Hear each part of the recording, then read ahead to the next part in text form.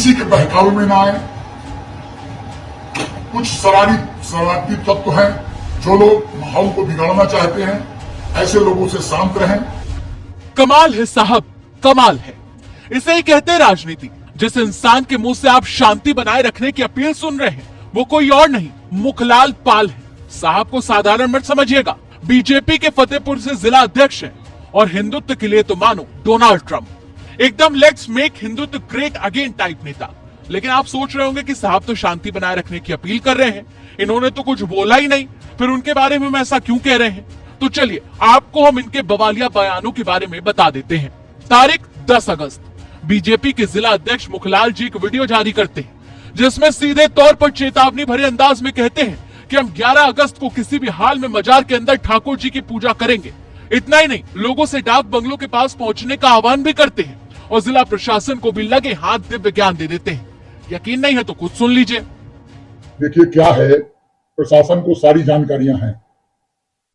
कल हम हर कीमत पर जिनको एक वर्ग समुदाय के लोग हमारे मंदिर को मस्जिद के स्वरूप में करने का काम किया है, कल हम पूरे जनता जनार्दन से और पूरे सनातन हिंदुओं से आग्रह किया है और माताओं बहनों से भी आग्रह किया है कि हर कीमत में कल 9 बजे कर्पूरी ठाकुर डाक बंगला के सामने हम सबको पहुंचना है और अपने मंदिर में हमको पूजा अर्चना करना है, आरती उतारना है।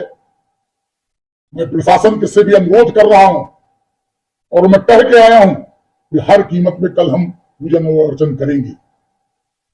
मैं समस्त पूरे समाज के लोगों से कहना चाहता हूं कि कल जरूर से जरूर आप कर्पूरी ठाकुर चौराहा और डाक बंगले में पहुंचे। इसमें हमारी हिंदुओं की आस्था का जो केंद्र है उस केंद्र में ठेस पहुंचाई गई है। उस मंदिर का स्वरूप मस्जिद में बदलने का काम किया गया है। ये रही 10 तारीख की चेतावनी। अब साहब ने जब आह्वान कर ही लिया तो अपनी नेतागिरी चमकाने के लिए मौके पर पहुंचना ही था। मुखलाल से अपना मुंह कान लाल करते हुए अपने समर्थकों के साथ 11 अगस्त को डाक बंगलो चौराहा पहुंचते हैं। लेकिन कहते ना कि नेतागिरी का बोझ काफी ज्यादा भारी होता है, सब कुछ बर्दाश्त नहीं कर पाते। साहब के साथ भी कुछ ऐसा ही हुआ। 11 अगस्त को नेताजी खुलेआम चेतावनी देने लगे, कह रहे थे कि पूरे जिले से लोग आ रहे हैं, प्रशासन हिंदू समाज और सनातनियों को आने नहीं दे रहा है, बैरिकेडिंग किया हुआ है। नेताजी ने सीधे सीधे कह दिया कि मुलायम सिंह सरकार नहीं, योगी आदित्यनाथ की सरकार है, हम सनातनियों के साथ अत्याचार नहीं होने देंगे, शाम तक रुको, हमने जो कहा था वही होकर रहेगा। देखिए पूरे जनपद से लोग आ रहे हैं और यह जिला प्रशासन चारों तरफ बैरिकेडिंग लगाए हुए है, हिंदू समाज के लोगों को, सनातनियों को आने नहीं दे रहा है। वह वर्ग विशेष को जो काम कर रहा कर ही रहा है, लेकिन यह प्रशासन भी सनातन को खत्म करने की कोशिश कर रहा है। पूरे जिले में कोई ऐसी जगह नहीं जहां बैरिकेडिंग न लगाई हो।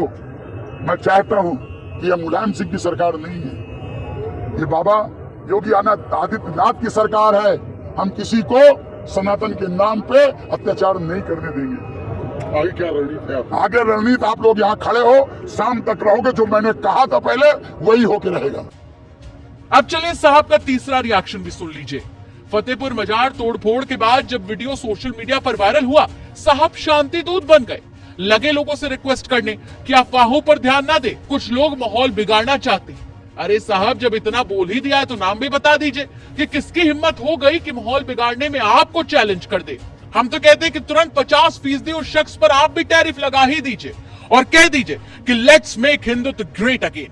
लेकिन साहब की पहले अपील सुन लीजिए जिसमें साहब शांति बनाए रखने की बात कह रहे हैं। मित्रों राम राम, मैं मुखलाल पाल, जिला अध्यक्ष भारतीय जनता पार्टी फतेहपुर। मैं अपने सभी सनातनी भाई से, कार्यकर्ता बंधुओं से और सभी संगठनों से एक निवेदन करना चाहता हूं कि किसी के बहकावे में ना आए। कुछ शरारती तत्व हैं जो लोग माहौल को बिगाड़ना चाहते हैं, ऐसे लोगों से शांत रहें। अगर किसी से कोई बात है, कोई उकसावे का काम कर रहा है, तो अपने जिम्मेदार पदाधिकारी से बतावें, मुझसे बतावें, लेकिन किसी के उकसावे में मत आए। शहर को शांति और सुखमय बनाने में आप सहयोग करें। अपने आसपास की कोई बातों से कोई ऐसे वीडियो डाल रहा है, उनमें किसी प्रकार का कोई ऐसे कमेंट न करें कि जैसे आपसी भाईचारा का सौहार्द बिगड़े। क्या बात है साहब, 10 अगस्त को बुलाओ, 11 अगस्त को बवाल कटवाओ और 12 अगस्त को कहो शांति रखो, अफवाहों पर ध्यान मत दो। वाह मुखलाल पाल जी, ये तो वही बात हो गई कि 100 चूहे खाकर बिल्ली हज को चली। खैर, अब इसके आगे हम क्या ही कहें, यही इनकी सीमा है। ना हिंदू मुसलमान से आगे सोच सकते हैं, ना भारत पाकिस्तान से आगे। संविधान तक तो पहुंचते पहुंचते हाफ ही जाते हैं, और जो कह देते हैं वही हमारा संविधान है।